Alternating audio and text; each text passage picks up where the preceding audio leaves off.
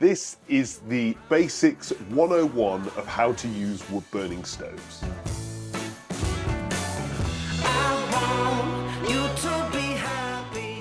So I've just had my stove installed. Okay. Do I need to wait before I light it? Okay, now obviously if you've had it professionally fitted, your fitter's probably going to tell you this, but let's say you fitted it yourself and you want to know when you can light it. Well, the key thing is, have you rendered or done plastering? Have you had to do some cement work at the top of the chimney? Those things don't like fast temperature changes. Stuff needs to basically go off and set. So best advice is leave it a week. Now that's frustrating because you've got this beautiful thing here ready to go, but you can't use it. But it is the best advice. If you don't follow this advice, you will get things like this. You can see here I've got cracking on render, and of course the same thing happens outside with cement work, and then people get leaks on chimneys. And again, you know, it's very easy to blame other people, but very often it's the user's fault. It's yours and my fault. We've done it through impatience. I need to start with a gentle fire, don't I? Okay, so when you're trying to bed a stove in, the important thing is don't try and do that by shutting the stove down to keep it from not getting too hot. You want to do it by lighting a small fire, not revisiting to refuel. You just light the fire with a small amount of fuel and let it go out. Ideally, what will happen is if you've got a stove thermometer, it will reach about 200, maximum 250 degrees Fahrenheit. But ideally around 200 degrees Fahrenheit, and then it will go out and cool back down. The heat from the center will permeate through the body of the stove over that time and then cool down, and then you can do it again. I'm doing this with a cast iron stove because it's much more important to get this right with cast iron. Yeah, still lighting it in the same way as you normally would. So you put your small log on the base and then you put kindling around it. I'm going to use just one log, and I'm going to put a bit of kindling underneath it because I want it sort of raised up so that it can burn. Now, generally, small fires are a bad idea because you're more likely to get smoke and issues. But if you light it with the kindling and the firelighter on top, then you won't have that problem. So it's lit, and we've got one log, bit of kindling underneath just to lift it up and allow the flames to sort of lick around it. We've got a load of kindling on the top. All the heat now will go up into the flue, warm it up, make sure there's no smoke, no blacking on the glass, no nastiness, and we just get very, very clean burning. That will burn all the way around that log, create some heat, but not a huge amount. It's certainly not enough to get any heat out of the stove, just to get heat into the metal. We're going to do that with cast iron 2 or 3 times. With steel, you'll almost certainly get away with just once. Steel stoves are much more supple. Cast iron needs more time to bed in. The first time I get my stove up to temperature, I'm going to have some paint curing. Tell me a bit more about that. So you have your initial firings that you are bedding the stove in with. Those get to ideally about 200 degrees Fahrenheit. Not hot enough to cure the paint on a stove. That's just allowing the stove to bed in. Then we have our first firing at full operating temperature, which is 300 to 400 degrees Fahrenheit. And if we're at that sort of temperature, it will take about 20 minutes, half an hour for most stoves to cure their paint. During that process, the paint will go tacky, so you can't be touching it. Don't go rubbing it with a glove or going back to it, opening and closing it. You need to leave the stove alone, because if you're touching it, you will damage the paintwork. So you set up your fire like we've done here, plenty of fuel, more than enough to keep it going for that full 20 minutes, half an hour at the full temperature. And once every 5 minutes, you have to open the door and stop that curing paint from sticking the rope to the body of the stove, because obviously this door is sealed with a rope join, and that curing paint will become tacky and glue itself to the rope. So you've got to open the door, go back to it, close it again, stop that from gluing up. As I say, it's over 20 minutes, so you've got to do that 3 or 4 times, and then the paint will have hardened and you won't have a problem. Yeah, the key mistakes that people make is they don't get the stove hot enough, so every time they light the stove they've got the smell of paint curing. If you get it hot enough, it'll only take 20 minutes, and they touch the stove. And if the paint is tacky and you're smearing paint around and ruining the finish, that is not anybody's fault other than yours. I know that's harsh, but it's true. If you burn your clutch out on your car because you were being stupid with the clutch, that's your fault. And sadly, this is the same. Also, people often mistake the haze that paint curing creates as smoke. It isn't smoke, and if it's progressing and carrying on, it's because you're not getting the stove hot enough. You do your bedding in firings, which aren't very hot. Then when you go for your first full firing, it's got to be hot, right up in operating temperature, 300 to 400 degrees Fahrenheit for 20 minutes, half an hour. That should do it. And you're away. Can you show me how to build a fire, a normal everyday fire? Okay, so the key thing is a little counterintuitive. Your logs go at the base of the stove. And this is so when you put your fire lighters and your kindling at the top, all the heat goes into the flue, makes things light very cleanly with far less smoke and particulates, but it also prevents issues of draw and glass going black and all that sort of thing. Most issues with stoves are, unfortunately, I know this is contentious, user error. And so if you follow this technique, you'll minimize that. Lots of gaps. So a few bits of wood, and then your kindling. Some people do very nice Jenga patterns. You can do it very nicely, but there's no need to. The key thing is that there's lots of surfaces to burn between, and there's gaps between the fuel. And when you put your fire lighter at the top there, you'll get loads of heat into the flue, no smoke and black on the glass, and then it will burn down through. Every stove is different. Sometimes you'll leave the door ajar like this, so there's a big gap. Other times you can shut the door straight away and just open the air vents. But when you're getting to learn it, I would have the door ajar and the vents open and wait for it to get right up to temperature. Don't play with it though. Just let it do its thing. Leave it alone. You'll notice that I've just lit the stove. There's no fogging on the glass, no smoking up, no mess or muddle, no smoke coming out. That's all because I've got all of the heat at the very top. There's no heat going into the wood, which is what would create all the smoke.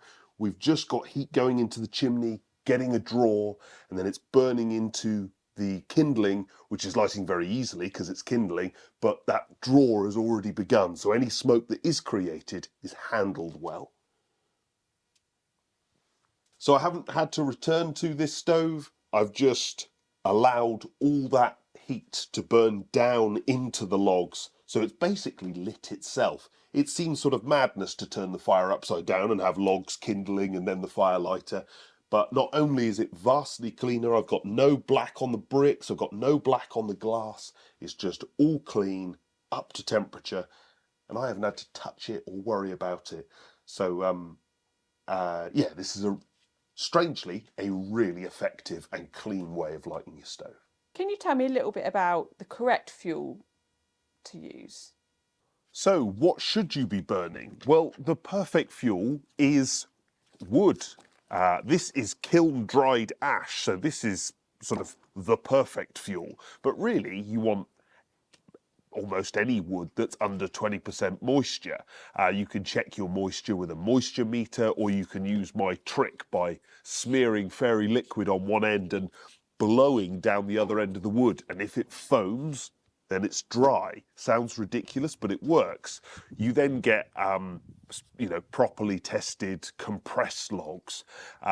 These have some advantages and some disadvantages. I'm not actually a fan of them at all, because they either create too much heat or too much ash. I just find them a nuisance. I think that when God designed logs, I think he did a pretty good job. And of course, who could forget our firm favourite smokeless fuel? I'm a big fan of the old school real coal, but it's very bad. You can't buy that anymore, and it's very naughty to have ever burned it. We should all never do it again. However, it was way better than this smokeless fuel rubbish. It costs a fortune and is so pants by comparison to real coal. This is why I'm so pro wood burning, because this is expensive and mostly rubbish. It has its purpose. It can burn for a long time. For some people, it's very useful for, keeping a stove lit for long periods. But mostly I would focus on wood. This needs to be stored in a dry place, just like wood. It needs to be dry like wood. So it's not really handled any differently. But I would recommend using it sparingly, because it has all sorts of negative effects on flues, stoves, your wallet. It is, thankfully, a dying industry. How do you store your fuel and dry it? Now, how do you dry your own fuel?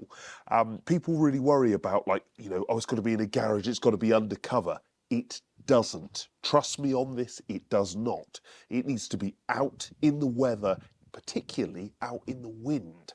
You will do 90% of the drying by getting it above ground, stacking it on a pallet like this, and shoving it out in your garden. Create beautiful sculptures with it. You can genuinely stack up a pile of logs and it can look fantastic, and also be doing a very effective job of drying the fuel. It does not need to be covered in a tarp.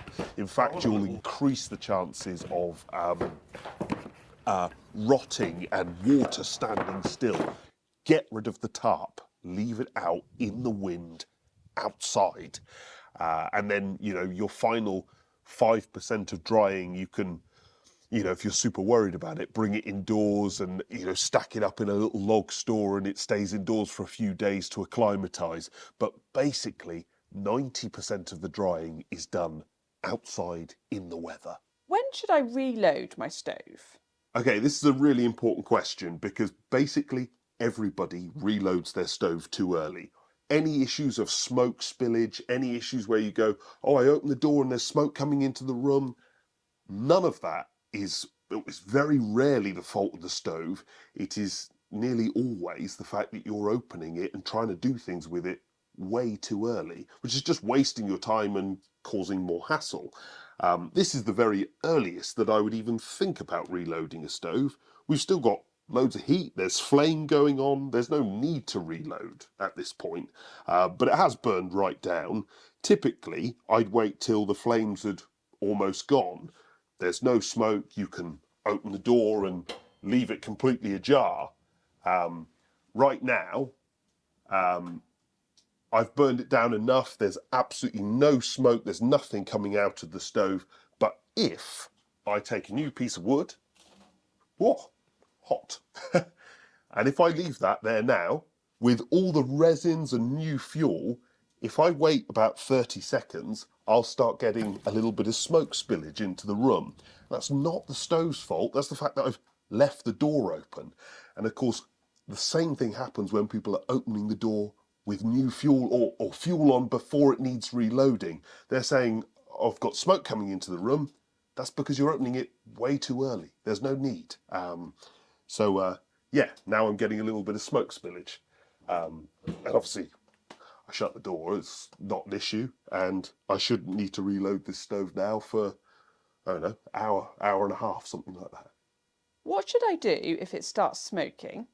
So as you can see here, I've managed to set it up so loads of smoke is coming out the stove. I did that by having a cold chimney and putting in logs that were already burned in another stove.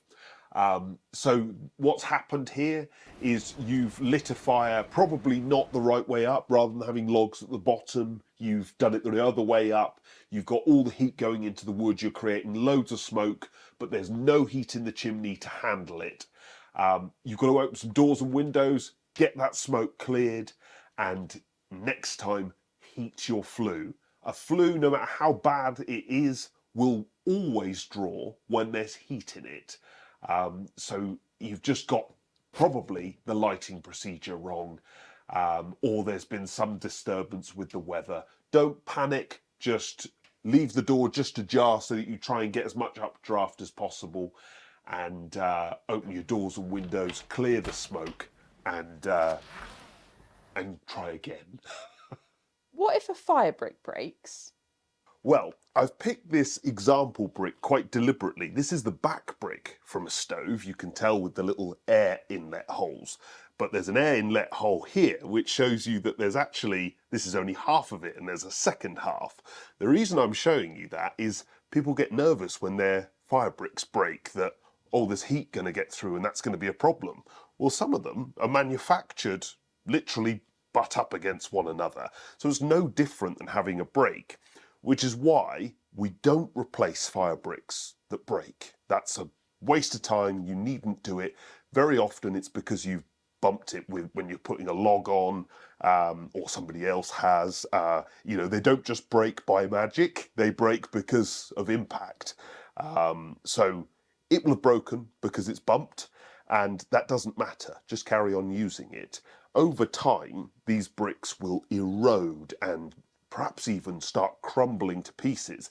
And when they're falling out and causing a problem, or if they've eroded their thickness down, then you replace them. And obviously there are videos on the channel about when and how to replace fire bricks.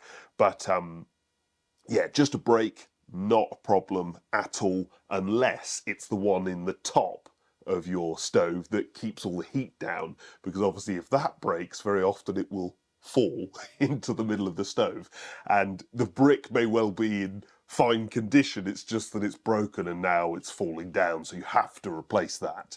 But ordinarily, broken bricks, carry on using them. What about if my glass breaks? So if you have been very unfortunate, as I have, or this person has, and the glass has broken in half. Now, sometimes what you'll get is like just a crack across, but the piece is sort of held together. It obviously needs replacing, but the fact that it's there in one piece is perhaps sort of gets you over if it's particularly cold, and it's going to take a couple of days for that glass to arrive. That's quite useful, that it's not just shattered and fallen out. If it's shattered and fallen out, obviously you can't use the stove at all until you've managed to replace it.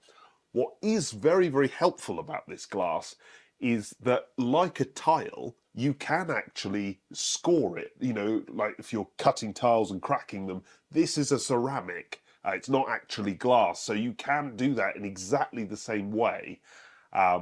If, let's say, you walked into your local stove shop and they didn't have the right piece, but they had a much bigger piece, you could buy that, score it, crack it into the shape of your glass, and you've got a replacement. But basically, the moment you've got a break, it's happened because you bumped it. It's not because of a manufacturing fault. People always want to believe that. It's unfortunate, but it doesn't happen. If you walk into your car dealership having shredded your tyres and say it's a manufacturing fault, it isn't. It's that you wheel spun out of the dealership and you've ruined your tyres in a day. If you break your glass in a day, it's really awkward.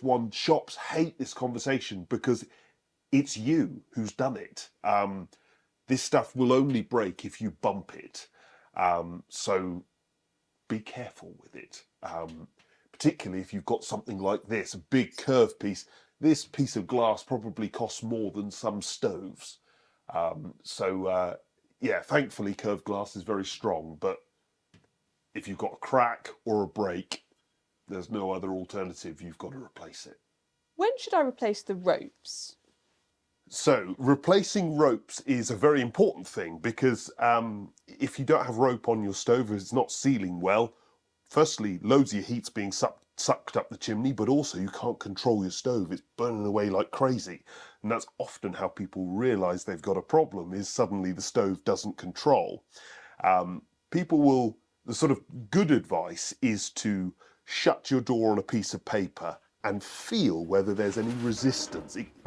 The paper will still move, that's fine, but we just want a measure of resistance for when we're trying to pull the paper out. If it just falls out or slips out, we've got an obvious problem.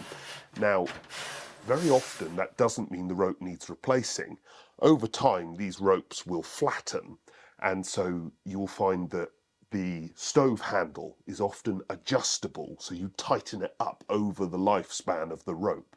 And the lifespan of the rope will very often be between, you'll get people who, have been rough with the rope, prodded it with bits of thing, that have scuffed it in some way, and you could destroy a rope in a day if you made a mistake. But generally speaking, it's going to last between 6 months and 5 years, depending on use. And so you'll sort of, this will be something that you learn over time with your stove and your use. But basically, you diagnose a problem by the stove not controlling well.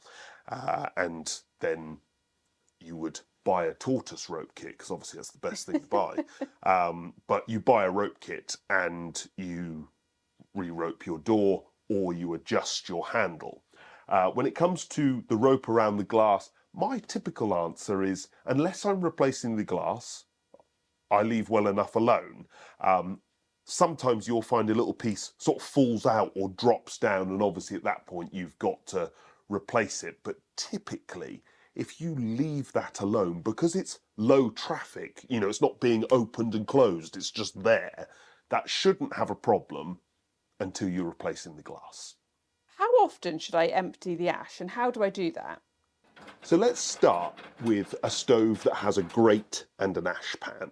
Now, that grate, if it gets too insulated with all the ash, both sort of all underneath, and then you have some very hot fuel on top, what happens is you can overheat that grate and begin to age it more quickly.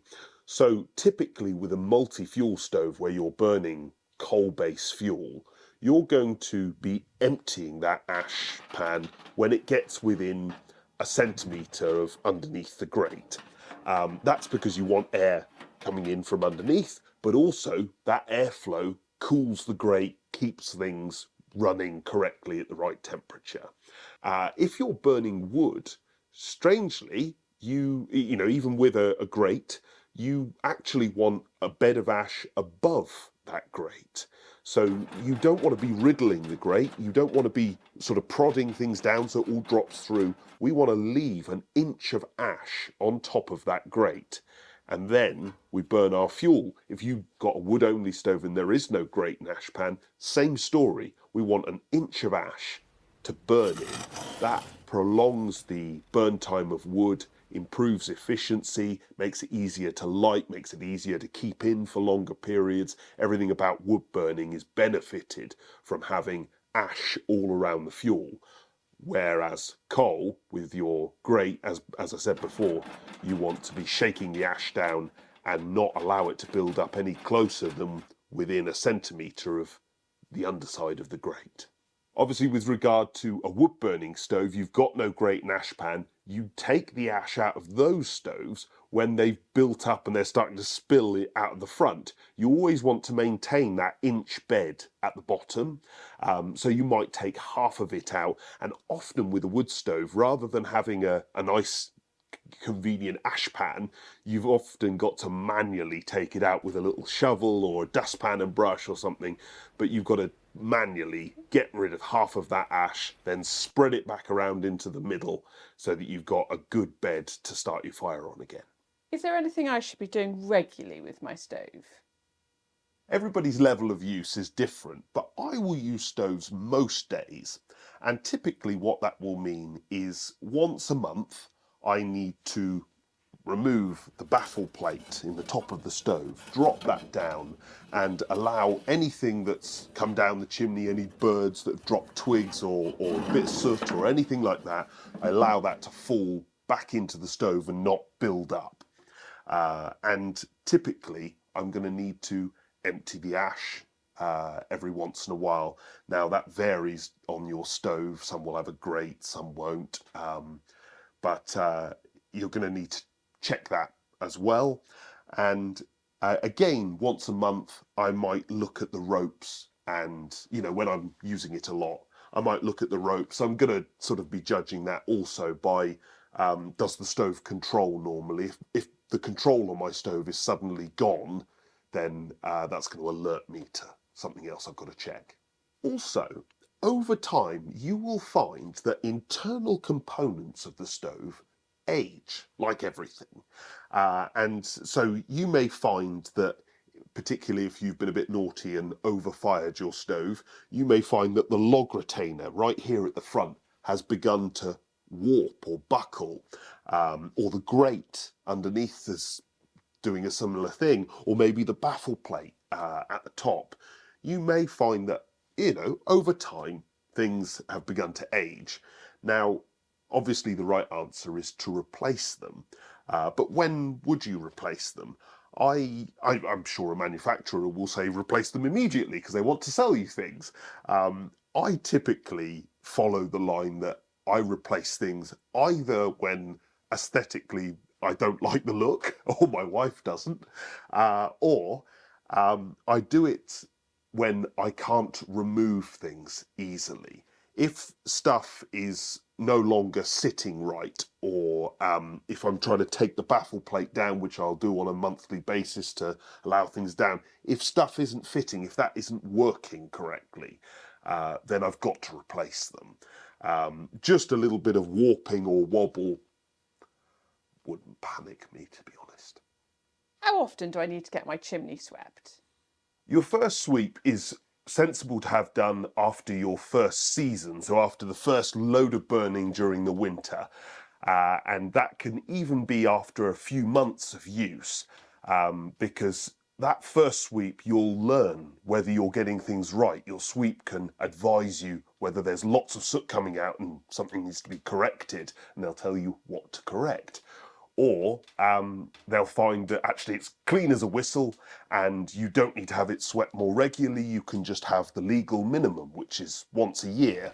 I've borrowed a couple of old drain rods and example brushes from my brother. So this is the sort of thing that you could buy yourself relatively cheaply. You are still allowed to sweep your stove yourself. There's no requirement to get it done legally, or through any sort of official route. Don't get me wrong, there are obvious advantages to that, but some people will choose to sweep themselves. And again, you follow the same advice. You do it after your first load of burning during the winter, and if you're getting at the end of sweeping your whole chimney, and obviously you attach the rods and go up and down until you've reached to the top, and then do the same thing, up and down, remove a rod, up and down, remove a rod, up and down, remove a rod, till you've done it all the way up and all the way down. And then you look at what's come out. And I typically say to people, if you've got, half a pint or a pint of bits of soot, that's, or less, half a pint or less, I'd be thinking, that's pretty good. It's not, you're not burning a load of wet wood. There's no big problems going on there, particularly if the soot is mostly dry and powdery. That's a good sign. If you're getting a lot more than that, if you're getting large chunks of soot and tar and you know, larger amounts of the stuff, then you're getting something wrong. And firstly, getting it swept professionally if you've done it yourself is really a must. And following their advice probably will be down to wet fuel, or not getting the stove up to temperature, or shutting the stove down and strangling it. You'll know if you're doing that because the glass is black. This stove is just lighting, just in the very beginnings of warming up, when a lot of people struggle with black glass. But you'll notice that there's not a whisper of anything, and that's all down to good fuel and good technique. Okay, so that's a terrifying noise. What on earth do you do if that goes off? Well, sometimes it's blindingly obvious. I know for me, I've made a mistake, lit my fire wrong, it's all gone wrong, smoke's gone everywhere, and the CO alarm's gone off. At that point, I don't personally call the fire brigade. I open the doors and windows and conclude very quickly, I was a numpty, I got it wrong. If it went off and I didn't know what had caused it, that's much more sinister, and I'm going to call the fire brigade at that point. But yeah, fantastic safety devices. Now a legal requirement for all things that burn, your gas boiler, stove, everything's got to have its own CO alarm. And yeah, they can be annoying because they are hypersensitive, but mostly they're not annoying. Mostly they're just a fantastic safety tool that you're glad was in your home. Thank you very much for watching. I hope that was useful. If you want to support this channel in any way, then please check out our little shop below here, and also drop a comment, subscribe and like this video, share it with whoever you can. Thank you very much.